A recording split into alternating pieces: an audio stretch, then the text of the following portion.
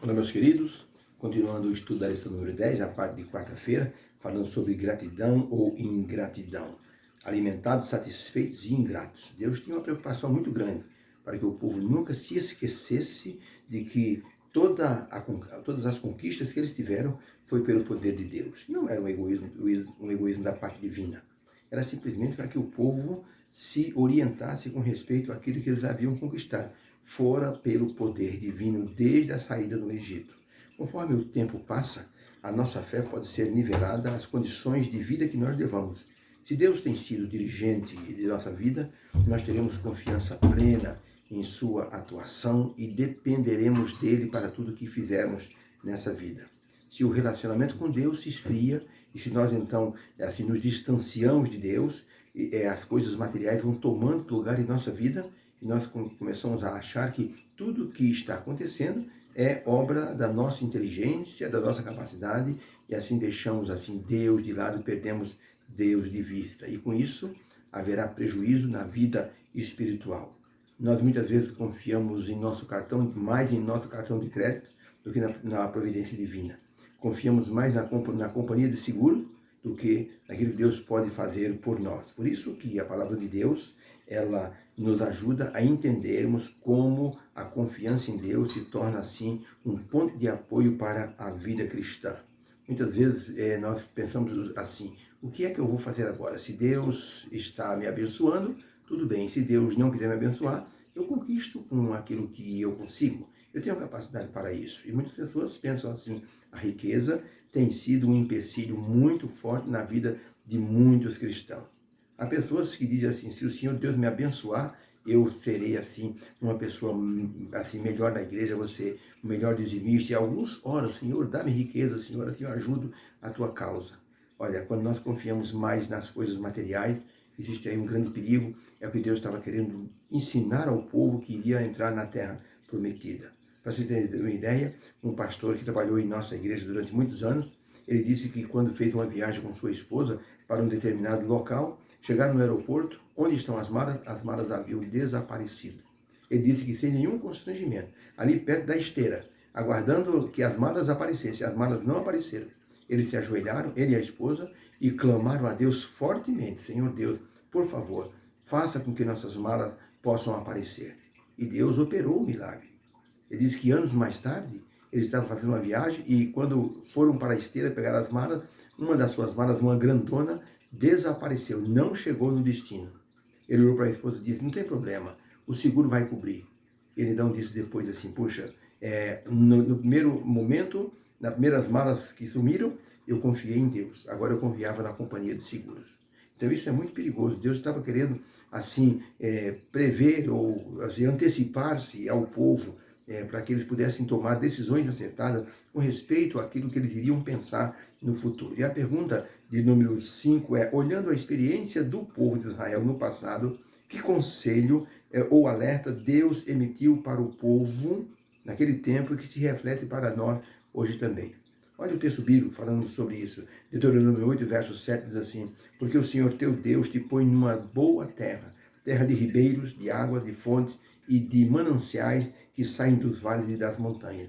O Senhor teu Deus vai te dar uma terra em que comerás o pão sem escassez, e nada te faltará nela, cujas pedras são como ferro, e de cujo monte tu cavarás o cobre. Quando, pois, tiveres comido tudo, comido as coisas, e fores farto, louvarás o Senhor teu Deus, porque ele te colocou numa boa terra. Guarda-te, porém, que não te esqueças de que o Senhor teu Deus havendo tudo, te colocou numa boa terra, não te esqueças disso, para não suceder que havendo tu comido e edificado casas e habitando, e se tiverem aumentado os teus gados e os teus rebanhos, e se te acrescentar a prata e o ouro, e se multiplicar tudo quanto tens, não aconteça que se eleve o teu coração e te esqueça do Senhor teu Deus que te tirou da terra do Egito, da casa da servidão, que no deserto te sustentou com o maná, e teus pais conheceram, e não puderam te humilhar, para te provar e para no fim dizer bem a respeito de vocês. E você tem que tomar cuidado, diz Deus, para que você não digas no teu coração, A minha força e a fortaleza da minha mão me adquiriu este poder.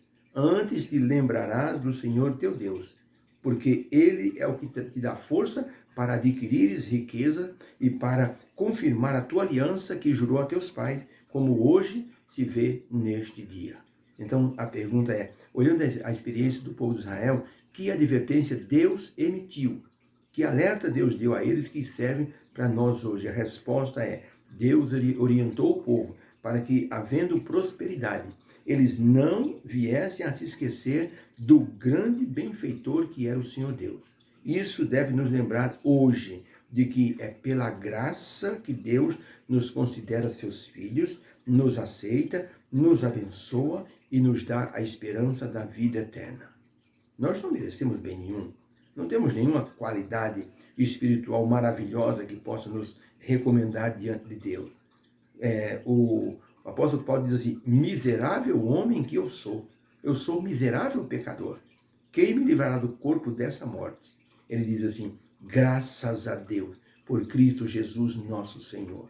Então nós não temos nenhum merecimento. E se somos aceitos por Deus, se temos talentos, dons, se adquirimos riqueza, se temos nosso negócio fluindo e prosperando, não é porque nós temos uma capacidade fora do comum ou um QI mais alto do que as outras pessoas. É porque Deus nos abençoou para conquistarmos tudo que nós temos.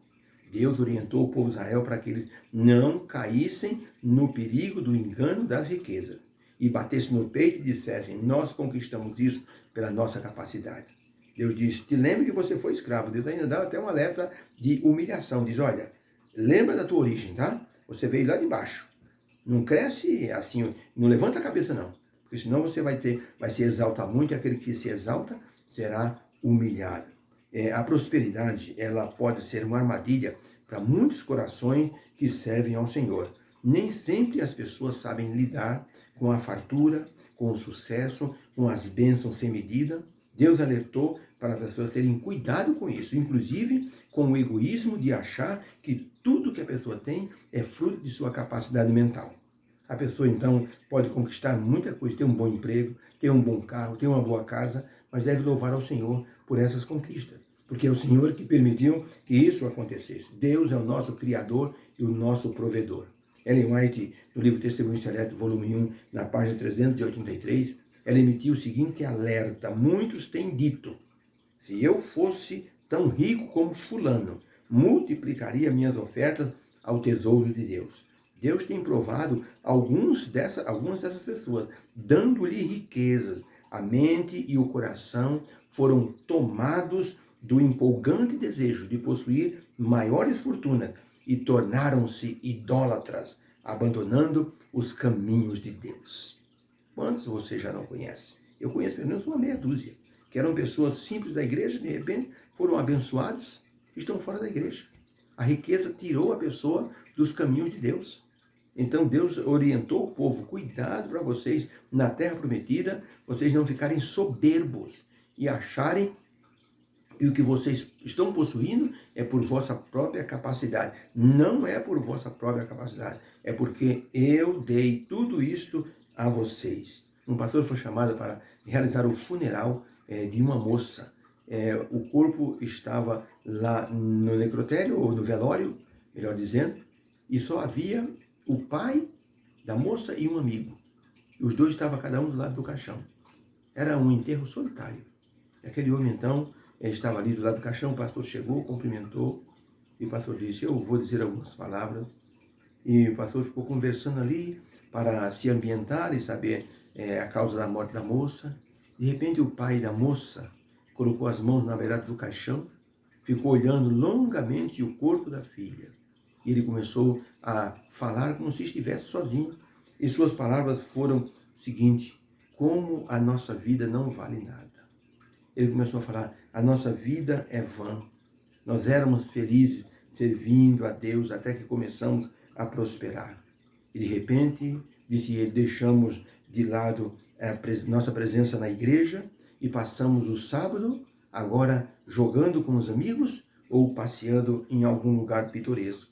Gastamos nossos domingos passeando de carro ou almoçando em algum lugar, indo a algumas festas de alguns amigos. E ele disse assim: minha filha morreu sem Deus. E o meu filho se perdeu na prostituição. Agora eu não sei como recuperá-los. Não tenho como recuperá-los. E ele pensou e disse: o único modo de se empregar bem aquilo que nós temos é adorando a Deus no dia do Senhor. É trazendo a família para junto de Deus. E ele diz: o único modo da gente assim aproveitar bem o dinheiro é a gente colocando ele nas mãos de Deus. Quando a gente usa o dinheiro para jogar, para beber, para dançar, para fazer nossas farras, nós arruinamos nossa família.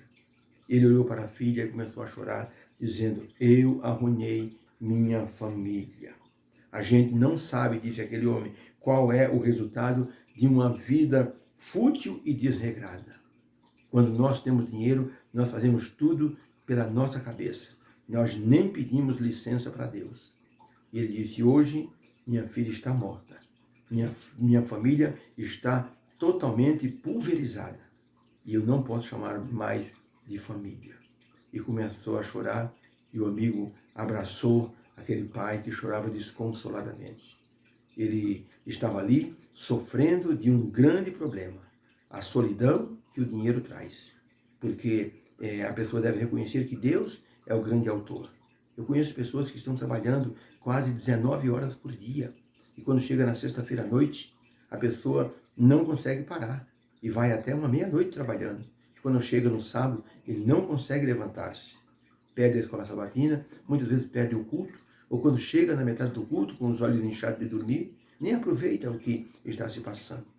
Porque está se consumindo para ganhar dinheiro, para sobreviver melhor, para ter um carro melhor, uma casa melhor, um apartamento, ou coisa assim. Não é pecado ter isso.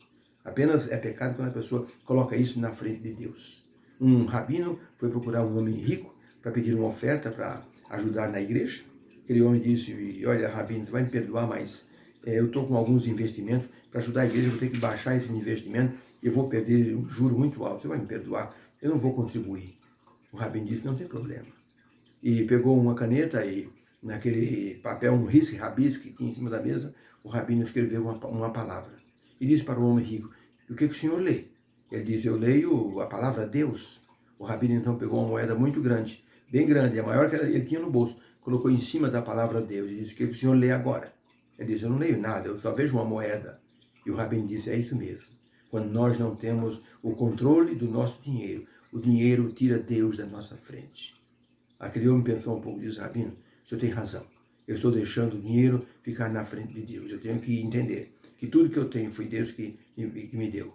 Um pastor foi buscar um donativo na empresa de um irmão da igreja que era muito rico. Chegando lá, o homem deu um cheque de R$2.000 para o pastor. O pastor ficou feliz. A secretária disse: pastor, aqui o cheque que o meu chefe deixou para o senhor.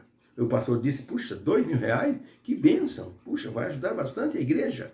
Quando o pastor ia sair, o irmão apareceu: pastor, obrigado por ter vindo aqui. Ô pastor, se quiser tomar um chazinho com a gente aqui, quiser tomar uma água. O pastor disse: não, fique tranquilo, o senhor estava muito ocupado. De repente o telefone do empresário tocou, ele atendeu o celular e disse: como é que é? Naufragou. Foi para o fundo? Não acredito. Então, quando terminou, o pastor disse: algum problema, irmão? Disse: eu recebi um telefonema, um dos meus navios, acabou de afundar. E com ele afundaram-se 280 containers. Eu tive um prejuízo de 3 milhões de reais. Pastor, dá licença um pouquinho. Devolve o cheque aqui. O pastor devolveu o cheque para o homem foi lá para dentro. E o pastor pensou: com esse prejuízo aí, esses 2.000 vai virar, acho que R$200, viu? O empresário voltou e disse: pastor, está aqui a minha contribuição. Quando o pastor viu o cheque, R$20.000. Disse: irmão, R$20.000? Disse: pastor. Quando eu recebi aquele telefonema, eu acabei de ver que Deus estava me dando um alerta. Eu estava colocando as coisas materiais no lugar de Deus. Deus merece muito mais do que isso. Pode ir embora, pastor. Deus o abençoe. O pastor disse: irmão, que Deus abençoe o senhor também.